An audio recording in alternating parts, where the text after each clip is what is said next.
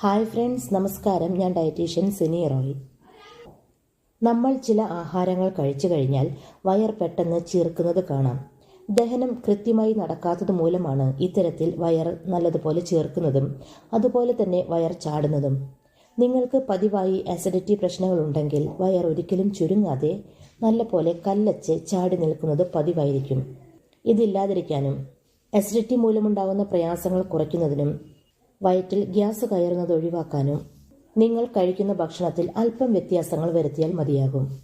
ഈ പറയുന്ന ചില ഭക്ഷണ പദാർത്ഥങ്ങൾ നിങ്ങളുടെ ഡെയിലി ഡയറ്റിൽ ഉൾപ്പെടുത്തുകയാണെങ്കിൽ ദഹന പ്രശ്നം മൂലം അനുഭവിക്കുന്ന സകല പ്രയാസവും ദൂരീകരിക്കാൻ നിങ്ങൾക്ക് സാധിക്കും. അത് ഏതൊക്കെയാണെന്ന് നോക്കാം. ഇഞ്ചിനീര്. വയറിൻ്റെ ആരോഗ്യം നിലനിർത്താൻ ഇഞ്ചി വളരെ നല്ലതാണ്. ഇതിൽ ആൻറ്റി ഇൻഫ്ലമേറ്ററി ഘടകങ്ങൾ അടങ്ങിയിരിക്കുന്നതിനാൽ തന്നെ ദഹന പ്രശ്നങ്ങൾ കുറയ്ക്കാൻ സഹായിക്കുന്നു. അതുപോലെ ദഹനം കൃത്യമായി നടക്കുന്നതിനും വയർ വീർത്ത് ചാടാതിരിക്കാനുമൊക്കെ ഇത് വളരെയധികം സഹായിക്കുകയും ചെയ്യും.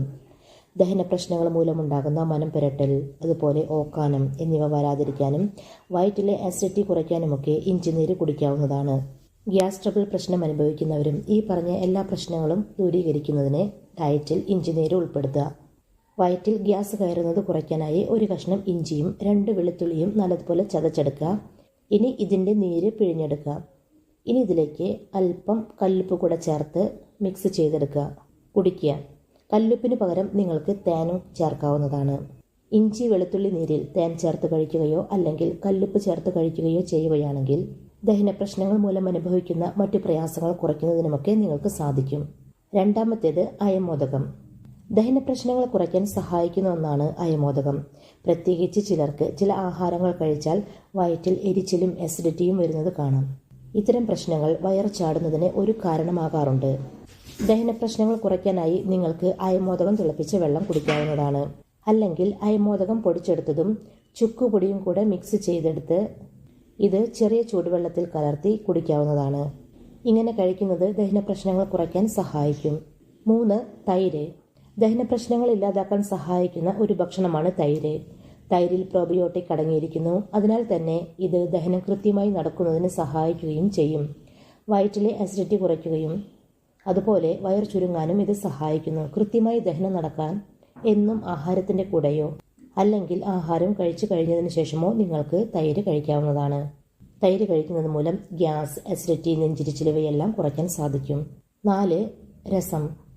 ദഹനം കൃത്യമായി നടക്കാൻ രസം കുടിക്കുന്നത് നല്ലതാണ്. രസം ദഹനം കൃത്യമായി നടക്കുന്നതിനും വയറ്റിലെ ഗ്യാസ് നീക്കം ചെയ്യുന്നതിനും സഹായിക്കും. ഗ്യാസ് ട്രബിൾ പ്രോബ്ലം കുറയ്ക്കാൻ രസം കുടിക്കാൻ ആഗ്രഹിക്കുന്നവർ രസം തയ്യാറാക്കുമ്പോൾ പരിപ്പില്ലാതെ രസം തയ്യാറാക്കുക. വയർ വീർത്ത് വരാതിരിക്കാനും വയർ അമിതമായി നിറഞ്ഞു എന്ന ഫീൽ തോന്നാതിരിക്കാനുമൊക്കെ രസം കുടിക്കുന്നത് വളരെ നല്ലതാണ്. ഇത് ദഹനം കൃത്യമായി നടക്കാൻ സഹായിക്കും. 5. പഴങ്ങൾ. നമ്മൾ കഴിച്ച ആഹാരം ദഹിക്കാതെ കിടക്കുകയാണെങ്കിൽ അത് പല അസ്വസ്ഥതകളും ഉണ്ടാക്കും. ദഹനം ശരിയായി നടക്കുന്നില്ല എന്ന് നിങ്ങൾക്ക് ഫീൽ ചെയ്യുകയാണെങ്കിൽ ഇത് മാറ്റിയെടുക്കാൻ വേഗത്തിൽ പഴങ്ങൾ കഴിക്കാവുന്നതാണ്. പ്രത്യേകിച്ച് കൈതച്ചക്ക, പപ്പായ അല്ലെങ്കിൽ ചെറുപഴം എന്നിവ കഴിക്കുകയാണെങ്കിൽ ദഹനം വേഗത്തിൽ നടക്കുന്നതിന് ഇത്തരം പഴങ്ങൾ സഹായിക്കും. ഇതിലടങ്ങിയിരിക്കുന്ന ഫൈബർ വയർ വേഗത്തിൽ ക്ലീൻ ആക്കി എടുക്കുന്നതിന് സഹായിക്കുന്നു. അതിനാൽ ദഹന പ്രശ്നം അനുഭവിക്കുന്നവർ ഇത്തരം പഴങ്ങൾ ഡെയിലി ഡയറ്റിൽ ഉൾപ്പെടുത്തുക. അപ്പോൾ ഫ്രണ്ട്സ്, ദഹനം ശരിക്കും നടക്കുന്നില്ല, അസിഡിറ്റിയാണ് കാരണം, അല്ലെങ്കിൽ വയർ വീർക്കുന്നു, ഗ്യാസ് ട്രബിൾ ഉണ്ട്, നെഞ്ചരിച്ചിലുണ്ട്, ഇങ്ങനെയുള്ള പ്രയാസങ്ങളൊക്കെ നിങ്ങൾക്ക് തോന്നുകയാണെങ്കിൽ ഈ പറഞ്ഞ ഭക്ഷണങ്ങൾ നിങ്ങളുടെ ഡെയിലി ഡയറ്റിൽ ഉൾപ്പെടുത്തുക. ഇത്തരം ഭക്ഷണങ്ങളെല്ലാം ദഹനം കൃത്യമായി നടക്കാൻ നിങ്ങളെ സഹായിക്കും. ദഹനം കൃത്യമായി നടന്നാൽ ഈ പറഞ്ഞ എല്ലാ പ്രയാസവും നിങ്ങൾക്ക് മാറ്റിയെടുക്കാൻ സാധിക്കും. അപ്പോൾ ഫ്രണ്ട്സ്, ഈ ഒരു വീഡിയോ നിങ്ങൾക്ക് ഉപകാരപ്പെടുമെന്ന് വിശ്വസിക്കുന്നു. ചാനൽ ഇതുവരെ സബ്സ്ക്രൈബ് ചെയ്യാത്തവർ സബ്സ്ക്രൈബ് ചെയ്യണേ. വീഡിയോ കണ്ടതിന് ശേഷം ലൈക്ക് ചെയ്യാൻ മറക്കല്ലേ. ഈ ഒരു ഇൻഫോർമേഷൻ നിങ്ങളുടെ പ്രിയപ്പെട്ടവർക്ക് ഷെയർ ചെയ്ത് കൊടുക്കുക. താങ്ക്